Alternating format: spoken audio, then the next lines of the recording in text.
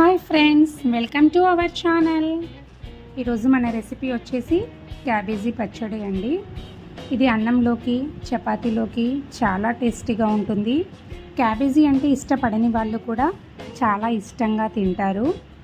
మరి అది ఎలా చేసేయాలో చూసేద్దాం రండి. ముందుగా ఒక ప్యాన్ తీసుకొని అందులో కట్ చేసి పెట్టుకున్న ఆనియన్స్ 2 పచ్చిమిర్చి వేసి కాస్త సాల్ట్ వేసి మగ్గనిచ్చుకోవాలి.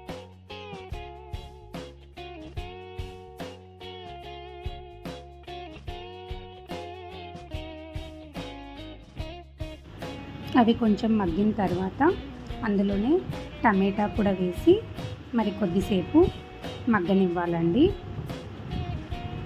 నేను ఇక్కడ ముందుగా మగ్గించుకున్న క్యాబేజీని వేస్తున్నాను. అన్నంతో పాటు కుక్కర్లో మగ్గించాను. ఇలా కాకుండా మనం ప్యాన్లోనే మగ్గించుకోవాలి అంటే మనం ఆనియన్స్ వేసినప్పుడే క్యాబేజీ కూడా వేసేసి మగ్గించుకోవాలండి. టమాటా మగ్గిపోయాయి.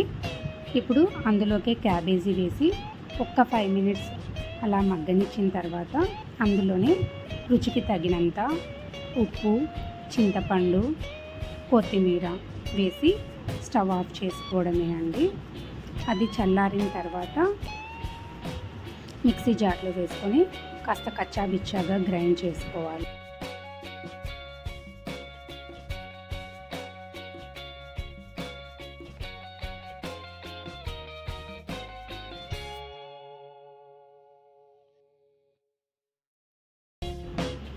పోపు వేసుకోవడం కోసం ఒక ప్యాన్ తీసుకొని ఒక 2 టేబుల్ స్పూన్స్ ఆఫ్ ఆయిల్ వేసుకొని హీట్ అయిన తర్వాత కరివేపాకు, ఎండుమిర్చి, పోపు దినుసులు వేసి అందులోనే కాస్త ఇంగువ కూడా వేసి ఆఫ్ చేసి పచ్చడిలో వేసేసి కలిపేయడమే అండి. ఎంతో టేస్టీ క్యాబేజీ పచ్చడి రెడీ అండి.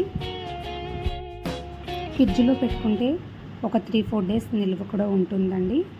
Please like, share and subscribe.